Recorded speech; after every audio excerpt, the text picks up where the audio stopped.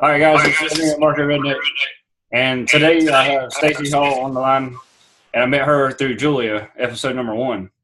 And all right, so the point of this is I want to go on a journey from where you started to where you are now. So, can you tell me a little bit about when you first got started? Well, I was one of the few people on planet Earth who had never even heard of network marketing and online marketing. Mm-hmm. I don't know what rock I was living under, but I didn't even know this existed. And it was actually an aunt and uncle that introduced me to it, but I wasn't close with them at the time. So we had very little, I would say, rapport really. So I was incredibly skeptical. And when I saw the presentation, I was confused by the paradigm, to be honest. I didn't understand how it really worked because, like I said, I was one of the only people on earth who didn't know about it. But for some reason, it's like I went to bed that night and I couldn't stop thinking about it. I was at this point in my life where I'd had my children, I'd given up my career to stay home with them. And I knew I didn't want to go back to work. I was never really good at having a boss anyway. I was not good. When I had a boss, like the negative side of me would just come out full force. I didn't like being told what to do.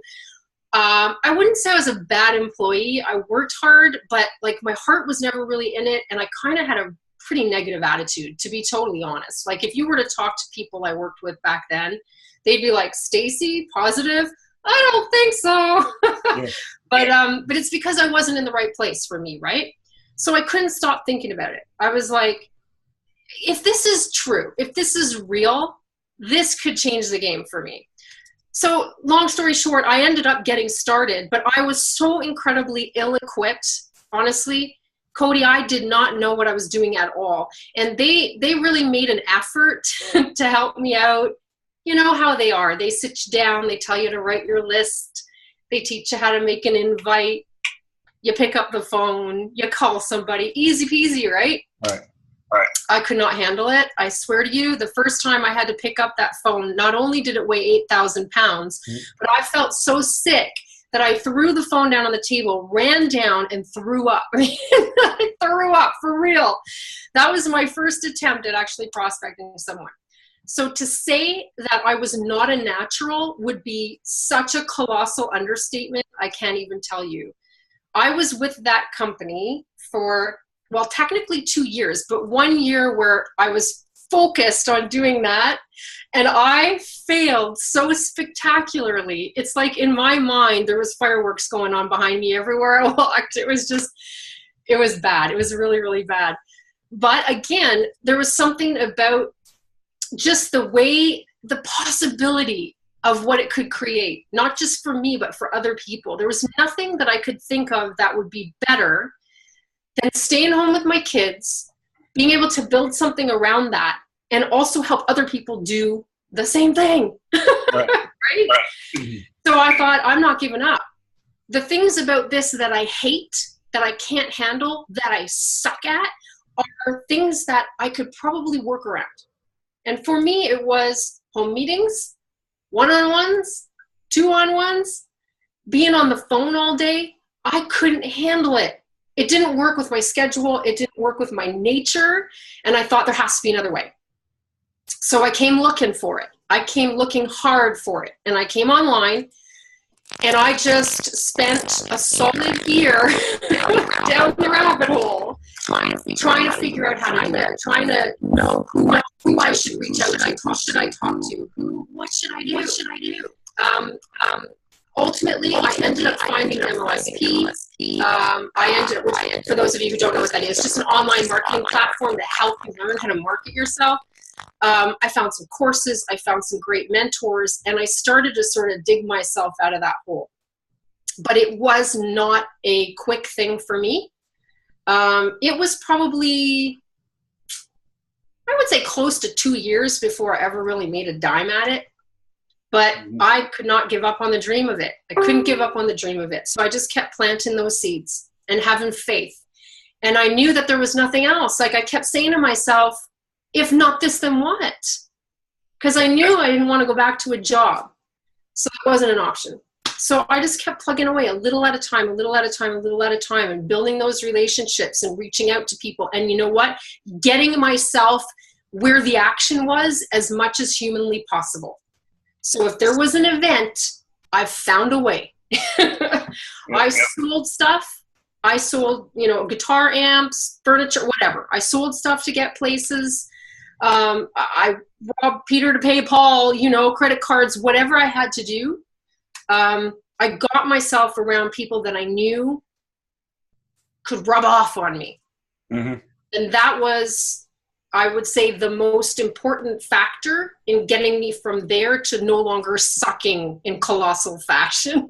Yeah. The event that changed it for me was actually Top Earner Academy 3 years ago. It was a Ray Higdon event. Okay. Yeah, I know that event. Yeah, Ray Higdon one. So basically, the 5 friends rule is if you don't know about it, the 5 friends rule is that you're the average of the 5 friends that you hang out with the most. And a lot of people don't understand this, and it took me a while to understand this too. But I was hanging out with people that were exactly like me, and they were broke, and they're at the time, and they were happy being broke, and like they're comfortable with it, and they're still happy being broke. But and I didn't know anybody that had money.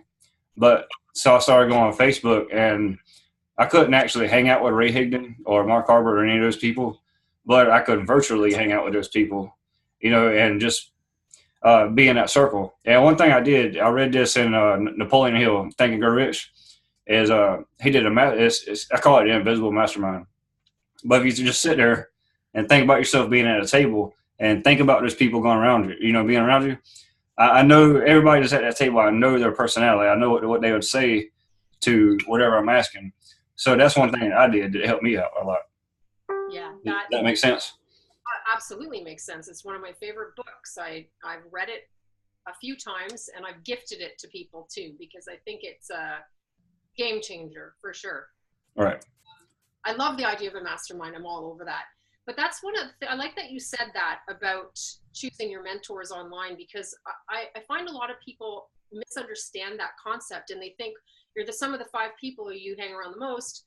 So they start thinking about it, and I'm like, your mentors don't have to be physically present, right? In fact, some of your mentors don't even have to know they're your mentors. Yeah, right? and who you're renting space to in your head, that's what's important, right? So you want to make sure that you're getting the right influences. For me, I had no network, Cody. I was like, I went from being a busy hairstylist where you're around people all the time, to having my children being home and basically cutting myself off from everyone. So when somebody said you're the sum of the 5 people, I'm like, I don't have 5 people. Right. How sad is that? Like, I had my family. Uh-huh. And I wasn't putting myself out there at all. So when I hear people say, I don't have any influence, I don't have any warm market, I can't do it because nobody takes me seriously. Dude, I had 0 influence. Literally.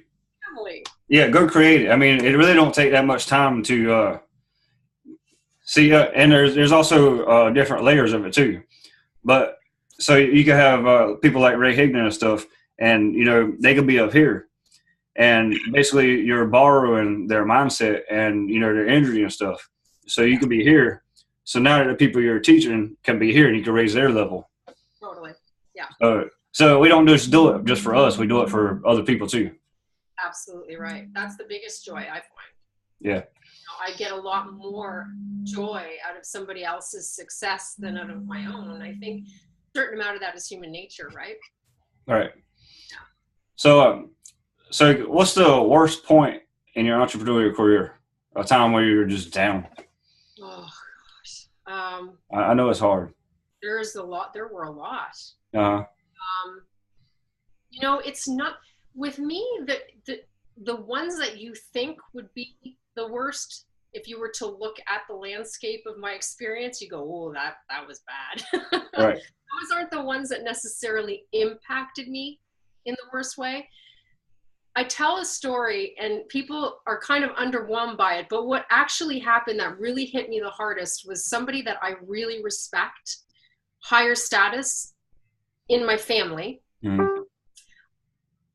I finally grew a pair and approached her about my business, and I was scared out of my mind. And she was so cruel to me, like painfully mean. And she said, well, your first mistake was assuming that I'd support you just because we're family. And she said it just like that. And I started to cry. And it's weird because I'm not somebody who gets all riled up, certainly not now. I mean, obviously my posture, it's a lot harder to, rub me now. But at that point I was just so delicate, and her opinion mattered so much to me. Like, it took me a long time, like a few months after that, to build up the confidence to go do it again. That almost took me out of the game. There were a few other times that almost took me out of the game, and they were mostly financial, right? Right. So I know people when they're struggling financially. I know what that feels like. I know what it's like to have your back against the wall. I know what it's like to have bill collectors chasing you, not wanting to answer your phone. I have been there. And I'm not proud of that. I don't think anybody is, but it's part of the journey for a lot of people. And I think you hit points along the way when you just think it can't get any worse, and you're just so tired of people kicking you when you're down that you're just like, what the heck's the point? Why am I doing this? Those are the worst kind of moments, because it's attacking your belief. It's attacking your sense of self-worth. And those are the moments that I think back on as being the worst for me, because it psychologically almost took me out of the game. Yeah. And well, something that happened to me, it did take me out of the game for a little while.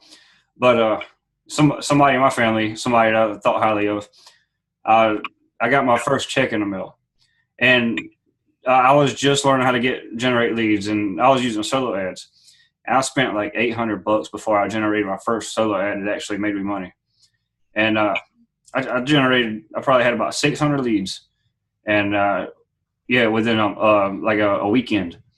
So I had like 600 leads, and I didn't know how to close any of them. My close was like 2%, and 1.5% to 2%. So it took me 50 leads to generate one sign up. But I made $1,500 that weekend. And the first time I ever made anything more than $100. So then I brought it to this person. I said, "Look at this check I just got," and they said, "Bring it back to me when it's got a couple zeros." Like, they didn't even care. And I mean, it's like, literally, if I would have made that check again, that month, that would have done more than replace my income. So, and I went to my MLSP account and my AWeber. I deleted all my leads because it just made me feel like, so down. And all that was gone. But I know now. So, and the reason I tell you this is because anybody that's watching, if this happens, don't let anybody else's negativity destroy anything that you've built. Especially because you realize when you get a little bit further along in the journey that it says more about them than it does about you. Yeah. It's their limiting belief that they're projecting on you. They don't think they could do it. Yep.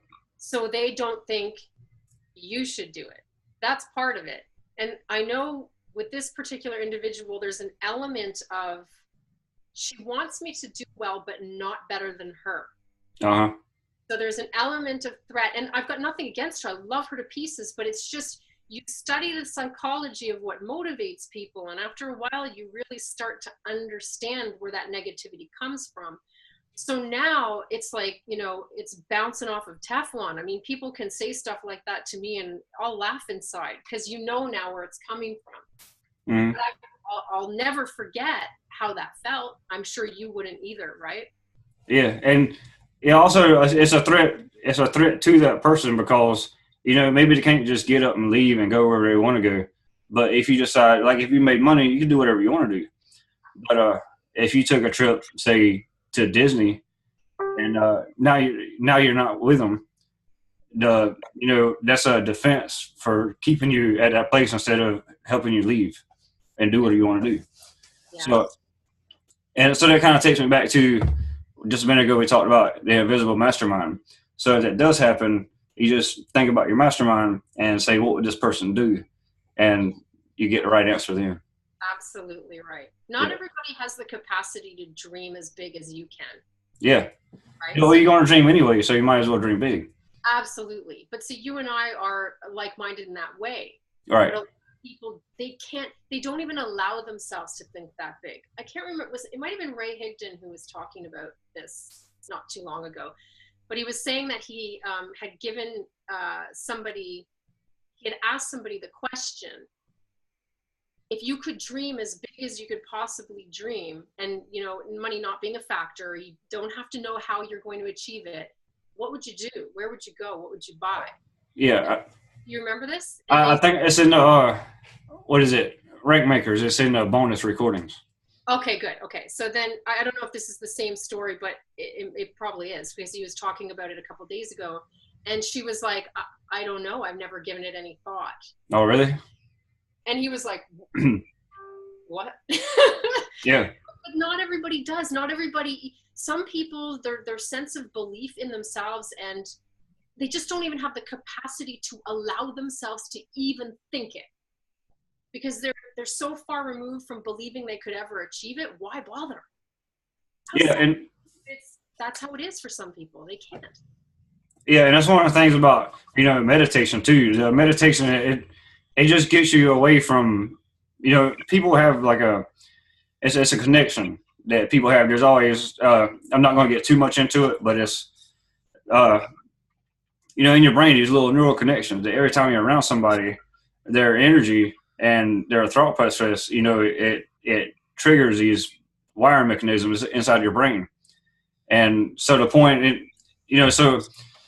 I don't remember where I was going with this, but so basically everybody is triggered. When you're around somebody, you have all these triggers in your brain, and it either brings you down or it brings you up.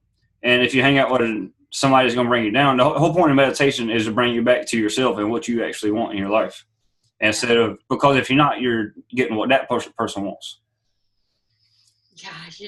Yeah, that's a big one. If you're gonna take on someone else's opinion, you better want their life, man. Yeah, I forgot where I was going with that. Luckily, I remembered, because it would have been gone. It would have went nowhere. We're talking about dreaming big, and meditation's a big part of that, because meditation is what wires your brain to allow you to seek out that which you want. Right? You're sending out the energy that's going to attract that which you want, who you want to become. It's that old notion that your best thinking got you here. So if you're not happy here, you better figure out some better thinking to get you there. Right. And, mentorship and masterminds and meditation, it all factors in. It's all important, for sure. Yep. So, all right. So we talked about the lowest point in your career. So from that point to the part that you actually started making money and doing good, what was the difference? What did you actually do to create that breakthrough? Well, I would say the biggest thing was definitely mindset work. Because initially, until you realize that everywhere you go, there you are, you end up focusing so much on strategy. Everybody wants to know the how-tos. How do I do this? How do I build a funnel? How do I get a lead? How do I make a phone call? How do I? The how-tos are 2% of the equation, really, right? And so you spend so much energy focusing on the strategy, and you're wondering why it's not working. And it's because the fundamentals are not in place with your mindset. I mean, I had limiting beliefs around my own worth. I had limiting beliefs around money. I mean, it's no darn wonder I didn't attract it, because I, in some ways, I wouldn't say I despised, but I maligned people who made a lot of money in a weird way, because I couldn't be happy for them. I couldn't celebrate them. I would just be thinking, how come it's working for them? It's not working for me. It's not fair. Yeah. That negative thinking. And so I was causing it. In fact, I was causing my failure, until I realized that and started to really chip away. In fact, I simplified. That would be the biggest change. I stripped away all that was not essential to my business. I'm like, what are the money-making activities? What are the activities that create the biggest impact for other people? And how do I become more? That's what I focused on. Everything else can go away. So if there was a webinar coming into my inbox that wasn't going to feed one of those 3 elements, I ignored it.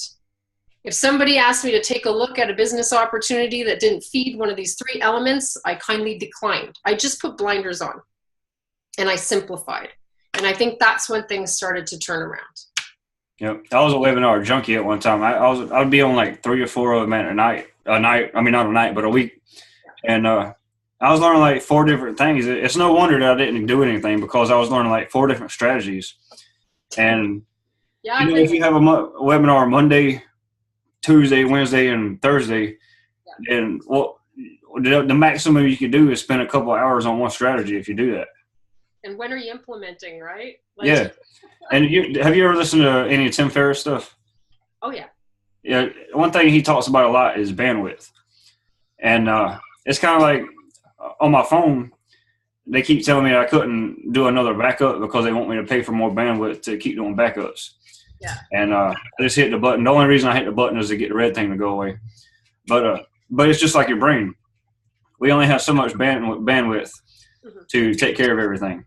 Because if we didn't, because there's so much stuff that, you know, happens during one day that we could pay attention to, that our subconscious, it picks up on, you know, the things that it's used to. So we have to. So if you focus on negative and stuff like that, then you're wasting your bandwidth on something that's not even important. That's so true. I never thought of it that way, but that's really true.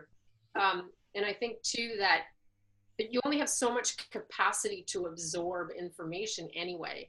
And I was doing the same thing. I was a webinar junkie, a course junkie. Oh my gosh, the amount of time and energy and money I spend on courses. Not that that's bad. You should buy courses, but you want to make sure you're going through and implementing, because it's the act of implementing that solidifies that information in your brain. Otherwise, it just whittles away. You don't remember it. And once you implement, it solidifies. And then you can move on to the next thing. But if you're always filling your glass, it just overflows. You don't, you know, you want to fill and then give and fill and give and fill and give and fill and give. And that's how it gels. You learn a lot more by stripping it back and taking it one step at a time. The irony is everybody tells you that. Yeah.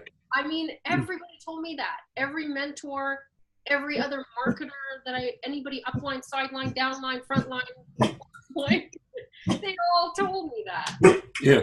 But we just don't listen. Do you have a puppy? Yeah, somebody pulled up in my yard.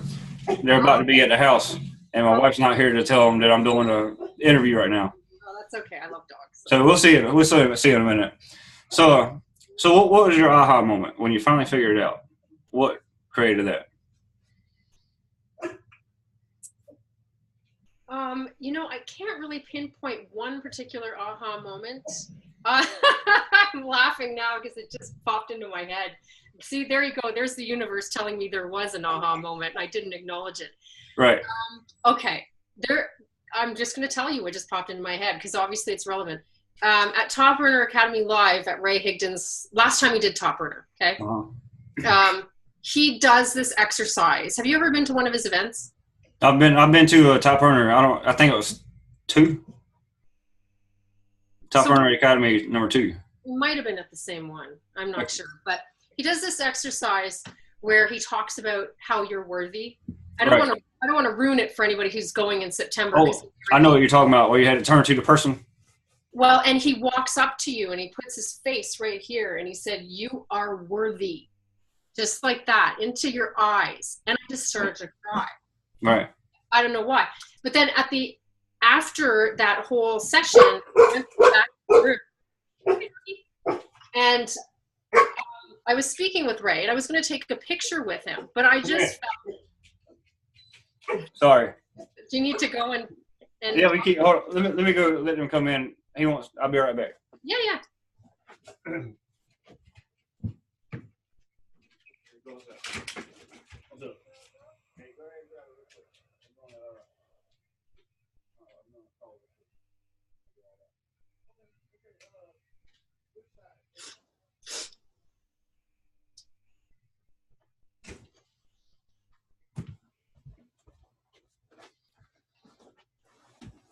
I kind of live in the country, and somebody wanted to come to my house and get some firewood. Oh. Yeah. Most inopportune time. You're going to have to hang a do not disturb sign on the door. Yeah, I might just leave it in there because stuff happens, But yeah, there's like an unlimited supply of firewood at my house. Oh, cool. Awesome. Yeah. I'll come by after. Yeah, well, we burn it on the weekends, and next weekend it's like there's more. It's like it don't ever go away. Oh, that's good. It kind of. But all right, where were we at? What were we talking about? Yeah, so Ray Higdon did this exercise at that event, and afterwards I went back to take a picture with him, shake his hand, exchange a few words as we do, right? And he hugged me, or I don't know if he saw that I was getting emotional or what, but he reached out to hug me, and I literally cried on the man's lapel. I was like, right. I was so embarrassed, but I don't know, for whatever reason, that just really hit me, because I don't think I realized until that moment that I did not feel worthy. That was pretty clear. I didn't feel worthy of success. I didn't feel worthy of people, reaching out and saying they appreciated me. I didn't feel worthy of leading. I didn't feel worthy of any of it. How can you lead anyone if you don't feel worthy of doing it? Yeah. So it's no wonder I wasn't succeeding. Yeah, and it creates a mental block that even if you know what to do, then somehow you might put out 80% of what you can do, because you don't think you think if you get to that point, then you're gonna have to lead, but you can't. You won't close them, and that's what was happening to me. It's like legitimately, there were moments where people were like really wanting to join something I was doing, and in the back of my mind I was wishing they wouldn't. And I don't know why, and now I know, but at the time I didn't know. Because I then felt responsible somehow for making sure they didn't fail, and all I had done up to that point was fail. So how in the heck was I going to support them in not failing when that's all I knew how to do? So it was messing with me. Yeah, right? And earlier when we were talking about, remember I told you I deleted all of the leads and everything? Right. I literally could have sent one more email. I was 1 point away from hitting L1. I started out, I had 0 people that I had ever signed up that morning. And I was 1 point away from L1 right then. I deleted everything because that's another thing too. When I hit L1, I thought that I was going to have to lead. So, that kind of created that block. Yep. But now I know, but even if you don't know how to lead, say you generate 30 people and you don't know how to lead them to where they want to be, there's always going to be somebody that's going to make it, even though you don't know how to teach them how to make it. But if you did not sign those people up, there might be there's a chance that they never would have made it. Exactly. And because you weren't there for them.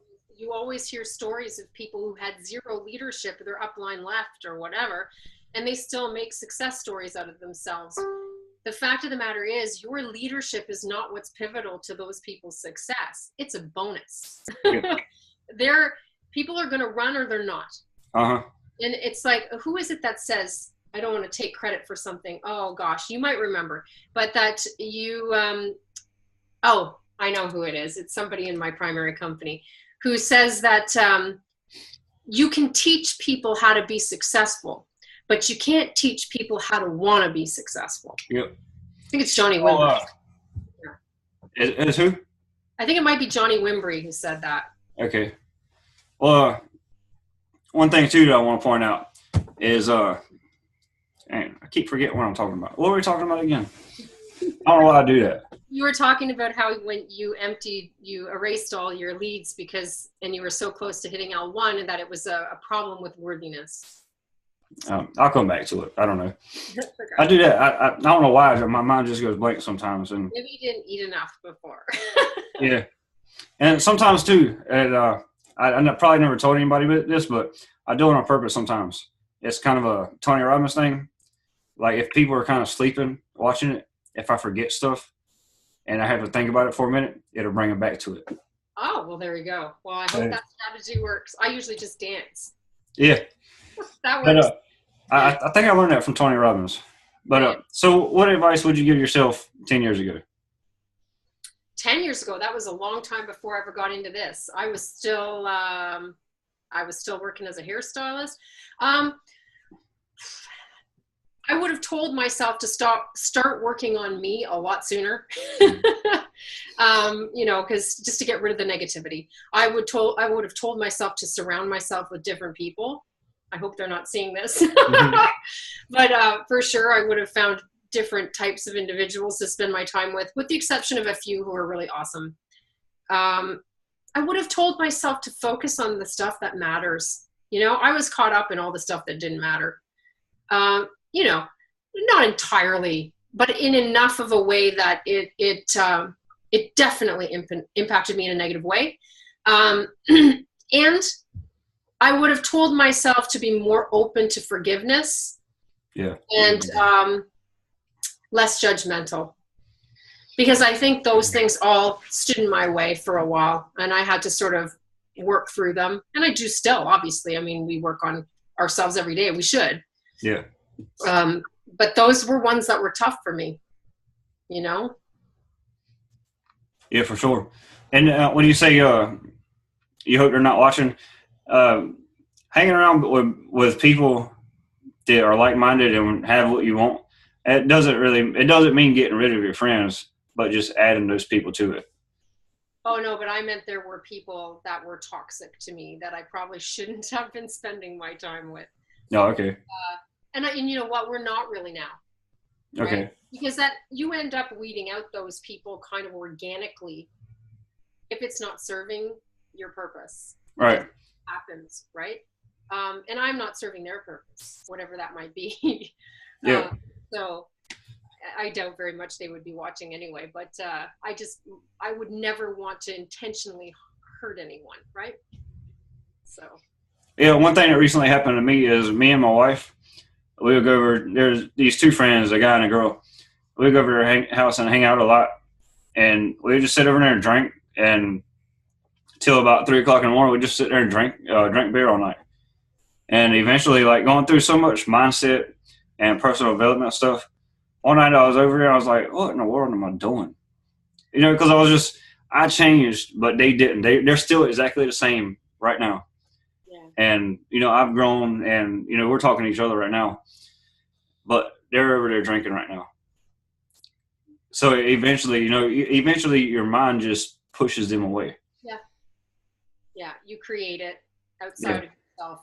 It becomes inevitable because the energy you're putting out no longer attracts that. So it's just an inevitable result. Yeah. Right? And unfortunately, sometimes people resent that. Not everybody wants to change. Even if their life sucks by their own definition, they don't always want to change it. That's okay, I guess. It's not enough for me. So. Yeah. One thing I will talk about, I'm not going to get too much into, I had to do like a whole training on like vibration and energy and frequency and stuff like that. But one thing I will talk about is lions and sheep. A lion is a leader and sheep's herd together. Yeah. And a lion, you know, when lions are born, they learn to lead and eventually they do lead. But sheeps, they always stay together. So people who have a low vibration, they stick together. And people, like if you were to go to somebody right now, just somebody and say, you know, I had a bad day today, my life sucks and this and that, somebody's going to pat you on the back and say, it's okay, I've had that too. People of a low vibration, they get pats on the back. Lions, they get out of it. Yeah, it's absolutely true. I mean, if you're looking for somebody to whine with you, you will always find it. Yeah. That's why gossip spreads like wildfire. Yep. There's always somebody who is interested to hear it and interested to pass it on. Yep. So where do you see your business in the next couple of years? Oh boy, I'm going to be playing a whole lot bigger. That's Good. for sure.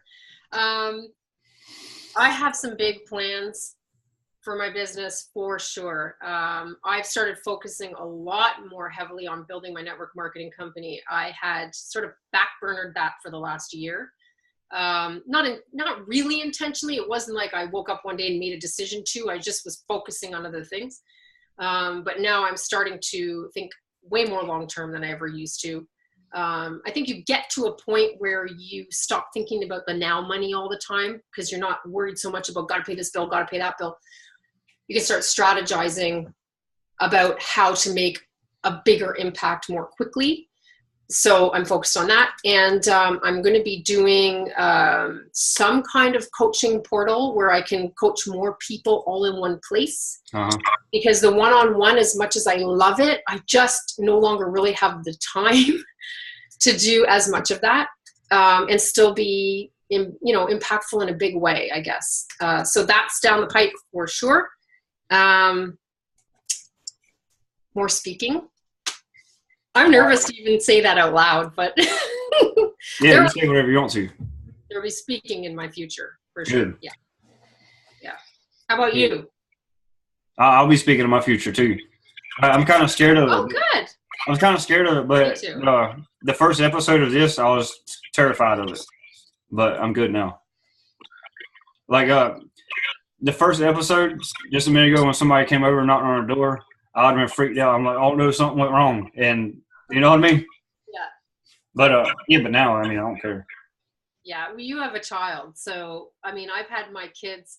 Just last week, not even a couple of days ago, my son popped in. He's 10. He popped on to one of my lives and just passed gas very intentionally and then announced it. Really? Live on Facebook.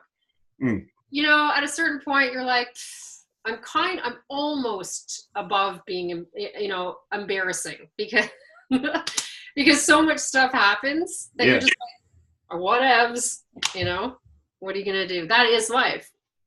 Right? Yep. So, I mean, it happens. It's kind of funny. If it would have, that's one of the mental blocks too. Is that you get so scared that something will go wrong. Everything's got to be perfect. You know what I mean? Yeah. But in reality, if you just, it don't matter. As long as this helps somebody, then it's okay. But if I would have been scared and deleted the webinar or deleted this interview because somebody knocked on my door, that could have held somebody else back. Yeah, well, and also it gives other people permission to be normal. Yeah. If your videos are always perfect and you're polished and, for us girls, you're all made up and your hair is done and everything's on point, it just puts pressure on other people. They feel like, I can't look that good. I can't sound that good. I can't be that, whatever. They just want authenticity. They just want realness. They want to relate. You can't be relatable if you seem perfect anyway, right? So it shouldn't even be what you go for. But you learn that through experience.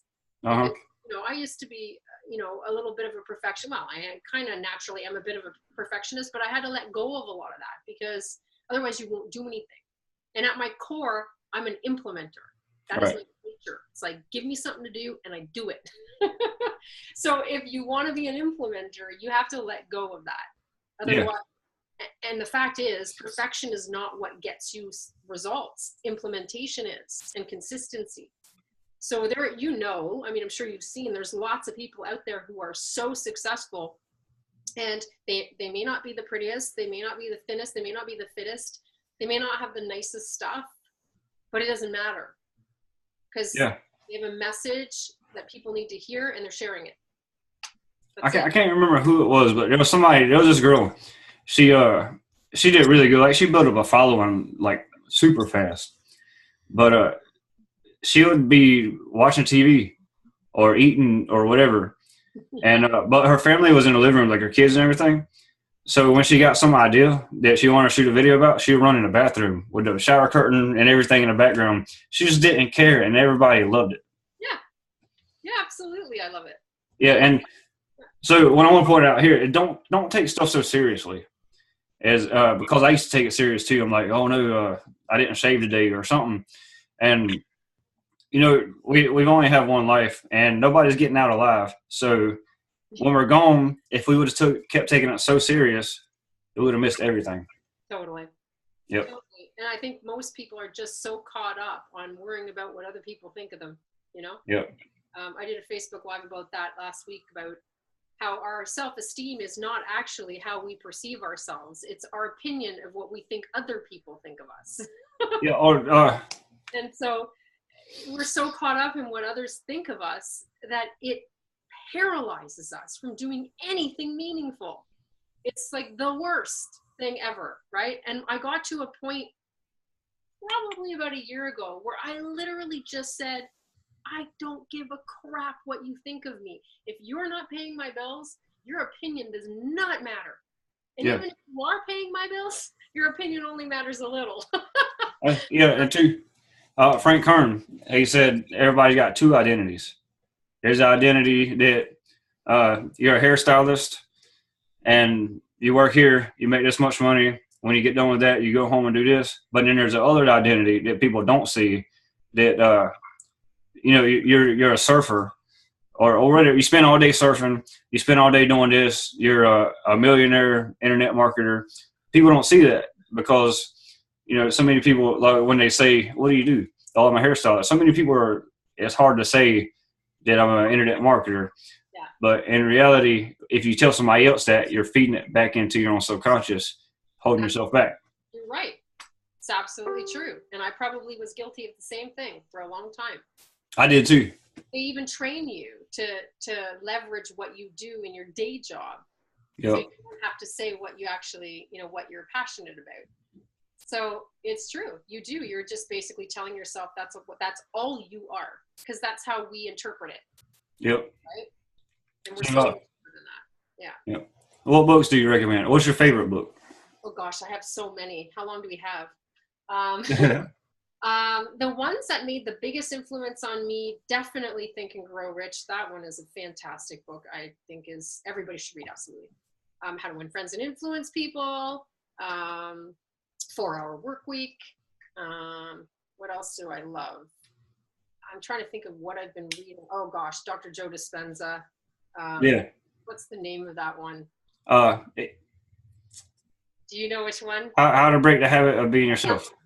Break the Habit of Being Yourself. That one. I got it. That's sitting on my counter right now. Okay, that's a brilliant book. All the network marketing books, I've read them all, right? Like Natter, Beach Money, Slight Edge, GoPro, like all of them. Obviously, they're like the Bibles of the industry. But now the stuff I read tends to be more personal development oriented. So I like John C. Maxwell, anything by John C. Maxwell. Right now I've got the Tony Robbins most recent one, and which is more money oriented. And I'm also reading Expert Secrets, Russell Brunson. I haven't read that yet, so I can't comment. I always have a lot of stuff on the Me too. I have so many books that I'll get through about the third or fourth chapter, and I got to have this one. But I usually don't stop reading. I'll keep reading the first one until I get done with it, or start reading the second one. But by the time I get to the second one, I have like 5 that I haven't read. Yeah, and I read the Ray Higdon one, which is really great too. Have you read that? It's kind of the take on the Think and Grow Rich for network marketers. Yeah. Money immersion one. Yeah, I had that on audio, or not on audio, but on Kindle. Yeah. Here's a good recommendation. I don't know. Do you know Stephen Pressfield? War of Art? I've heard of that. I haven't read it. Read that book. I heard it was like a really quick read too. It is a pretty quick read, but it's deceiving because there's a lot of meat in it. Right. So you got to pay attention. I had to read that book a couple times to get it all in, but there's gold in that book. So if you have a chance to check that out, you probably really appreciate that one too. Okay. All right. I promise this is the last question before we go. Yeah. All right. If anybody wants to connect with you, how do they go? How do they do it? Well, there's a couple of ways that where I spend most of my time is on my blog, stacihall.com. And they can connect with me on my fan page. And so facebook.com/Staci Hall page. Those are the two best ways because I answer quickly. All right. Good. That's going to be on the show notes. Anybody, if you want to connect with her, just go to internetmarketingredneck.com, type in Staci. It'll pop right up. I love your title. That's awesome. Yeah. Oh, well, the reason it came about is there's a guy, he's got the same name as me. It's Cody West. Oh. He's a country singer. People kept tagging me saying I'm going to be at some bar singing, but I really wasn't. So, and Mark Harbert, I know Mark Harbert pretty good, personally, but he suggested I come up with like the down home marketer or something like that, and that's what I came up with. I love it. That's so good. Good. I love Mark Harvard too. That's good people. Yeah, he's a good guy. Him and Ray and like Justice Egan, all of them people are good. Oh, Justice! I got to spend a weekend with him not too long ago. He's a blast. That guy had me laughing till I cried. Yeah, he's awesome. him. Who else? Cesar Rodriguez. He lives like 30 minutes away from me. Oh. Yeah, but I never actually see him. He's never home. Oh, he's a busy guy. They travel a lot. Tanya and Caesar are my upline. Yeah. Okay. Yeah. Yeah. Did you see the picture I just put up with? I was standing next to Tanya. No, I didn't see it. I'll have to check it out. Oh yeah, it's on my Facebook. We were at Live the Dream 6, and one with Julia.